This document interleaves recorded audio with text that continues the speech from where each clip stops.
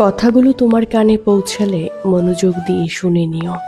যে মানুষটা তোমার জন্য কাঁদছে, যে মানুষটা তোমার একটুখানি কণ্ঠ শোনার জন্য ফোনের অপাশে ঘন্টার পর ঘন্টা অপেক্ষা করছে, যে মানুষটা তোমার জন্য নিজের আত্মসম্মান হারাচ্ছে, বিশ্বাস করো, অতীতে সেই মানুষটা এমন ছিল না। আর নিশ্চিত থাকো, ভবিষ্যতেও সে এমন থাকবে না। যে মানুষটা আজ তোমার জন্য চোখ ভিজিয়ে রাখে, তার অতীত খুঁজে দেখো। বড় বড় দুঃখেও সে কাঁদেনি, ভাঙার শব্দ শুনেও সে শক্ত থেকেছে। হ্যাঁ, অতীতে ভাঙার শব্দ শুনেও সে শক্ত থেকেছে। আজ যে মানুষটা তোমার একটি কথার জন্য অপেক্ষা করে, অতীতে তার সঙ্গে কথা বলার জন্য অনেকেই অপেক্ষা করত।